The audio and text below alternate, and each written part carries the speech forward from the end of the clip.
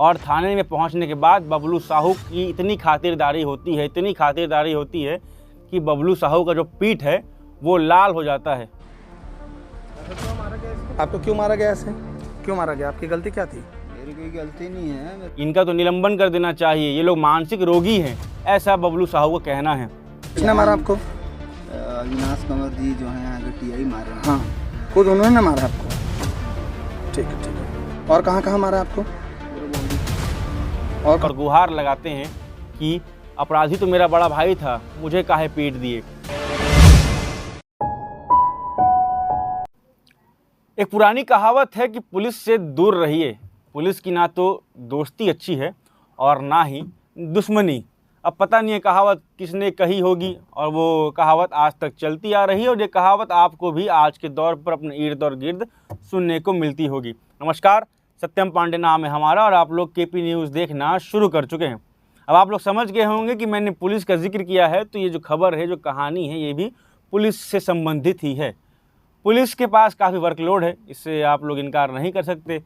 एक थाने में अगर आप चल के बस जाकर बैठ जाएंगे तो आपको समझ में आएगा पुलिस कितना प्रेशर झेलती है, कितने ही अपराधियों से जो डील करती है, कितने ही एफआईआर आते हैं, कितने ही लोग प्रार्थी आते हैं, कितने लोग एफआईआर लिखवाते हैं और उन एफआईआरों में कितना ही कार्रवाई पुलिस करती है। तो जाहिर है पुलिस फ्रस्ट्रेट तो रहती है।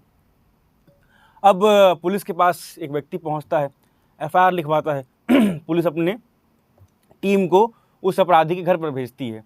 पुलिस घर पहुंचती है, अपराधी घर पर नहीं मिलता है तो पुलिस क्या करेगी? पुलिस घर वालों को सूचित कर देगी कि जैसे ही वो व्यक्ति घर पर आता है आप उन्हें थाने भेज दीजिएगा, टीआई साहब मिलने के लिए बुलाए हैं, आपके ऊपर फलाना फलाना अपराध दर्ज हो गया है। मगर ये जो मामला सामने आ रहा है इसमें इसके ठीक विपरीत होता है, ठीक उल्टा होता है। एक लड़का है जिसका नाम है बाबा साहू, जो कि कोरबा का रहने वाला है। उसके ऊपर शराब पी करके महिला के साथ बदतमीजी और गाली गलौज करने का मामला दर्ज होता है। वहाँ के एक प्रशिक्षु आईपीएस हैं जिनका नाम है अविनाश कुंवर, वो एक टीम भेजते हैं घर पर। घर पर पुलिस पहुँचती है और कहती है बाबा कहाँ हैं, बाबा साहू कहाँ हैं। बाबा साहू घर पर अनुपस्थित रहते हैं। पुलिस इतनी गरमाई होती है तो कहती है तो और घर पे कौन है? तो बाबा साहू के छोटे भाई बबलू साहू घर पे होते हैं। पुलिस उन्हीं को गाड़ी में बिठा लेती है और कहती है आप चलिए थाने। और थाने में पहुंचने के बाद बबलू साहू की इतनी खातिरदारी होती है कि बबलू साहू का जो पीठ है वो लाल हो जाता है। उसके बाद बबलू साहू उस अपने पीठ के वीडियो बनाने के लिए मजबूर हो जाते हैं और गुहार लगाते हैं कि अपराधी तो मेरा बड़ा भाई था, मुझे काहे पीट दिए। और ये कहते हैं कि ऐसे जो अधिकारी हैं इनका तो निलंबन कर देना चाहिए, ये लोग मानसिक रोगी हैं, ऐसा बबलू साहू का कहना है। अब ऐसा पुलिस ने क्यों किया है इसकी जांच चल रही है और पूरे ही पुलिस महकमे में एक हड़कंप सा मच गया है। दरअसल ये पूरा मामला है ये कोरबा ज़िले के दर्री पुलिस थाने का है। पुलिस थाने में ये मामला आता है, मामले की जांच में पुलिस जुट जाती है और जैसे ही अपराधी घर पहुंचती है, अपराधी का भाई मिलता नहीं है, छोटा भाई मिलता है तो उसी को पकड़ लेती है। फिर आसपास जो स्थानीय पत्रकार होते हैं उन तक ये खबर पहुंचती है और वही पत्रकार उस व्यक्ति का वीडियो बनाते हैं, जिस वीडियो में व्यक्ति साफ कह रहा है कि मैं तो अपराधी हूँ ही नहीं, मेरा बड़ा भाई अपराधी था, आप मेरे पीठ देख लीजिए।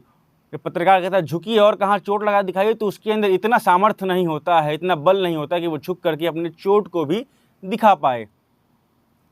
तो आप सोचिए, एक आईपीएस ऑफिसर जो प्रशिक्षु है, बहुत लोग कहते हैं कि यूपीएससी में प्री मेंस और इंटरव्यू तक बात पहुंचती है, तो ये होता क्यों है? इतना जो कठोर है, इतना जो हार्ड है, क्यों बनाया जा रहा है यूपीएससी को? व्यक्ति प्री निकाल लेता है, मेंस निकाल लेता है, तो इससे ये मामला सेट होता है कि हाँ ये पढ़ने में तो अच्छा है। उसके बाद इंटरव्यू होता है, इंटरव्यू में जो इंटरव्यूअर होता है वो ये जानने की कोशिश करता है कि सामने बैठा हुआ व्यक्ति का पर्सनैलिटी कैसा है। एक पर्सनैलिटी टेस्ट होता है। इन हार्ड एग्ज़ाम को निकालने के बाद व्यक्ति आईएएस बनता है, आईपीएस बनता है, आईएफएस बनता है या फिर अन्य किसी भी भारतीय सेवा में पहुंच जाता है। तो जो इंटरव्यू होता है वो बताता है कि हाँ ये जो पर्सनैलिटी है ये आईएएस बनना चाहिए या फिर ये आईपीएस बनना चाहिए।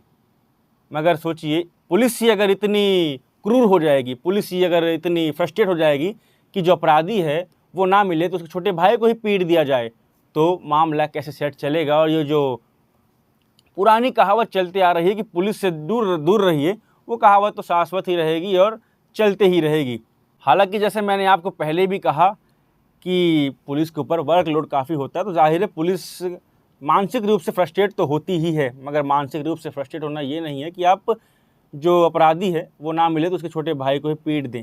पर ये तो एक पुलिस ऑफिसर की कहानी है, बहुत सारे ऐसे पुलिस ऑफिसर और अमूमन पुलिस ऑफिसर जो हैं वो शांतिपूर्ण ढंग से ही मामले को निपटाते हैं। अब अविनाश कंवर ने ऐसा क्यों किया है, क्या कुछ मामला इसके पीछे रहा है, तो वो तो जांच के बाद सामने आ ही जाएगा। तो क्या कुछ इस मामले में अपडेट रहेगा, आप देखते रहेगा केपी न्यूज़। धन्यवाद। दिखा दिखा इधर है। ऐसा क्यों मारा गया इसको? आपको क्यों मारा गया ऐसे? क्यों मारा गया? आपकी गलती क्या थी? मेरी कोई गलती नहीं है, मेरे को ले क्या किए थे आप?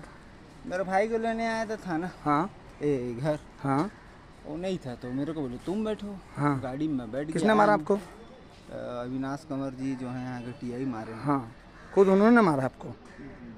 ठीक है ठीक है। और कहाँ कहाँ मारा आपको? पूरा बॉडी। और कहाँ कहाँ चोट लगा दिखाइए आप। और कहाँ कहाँ?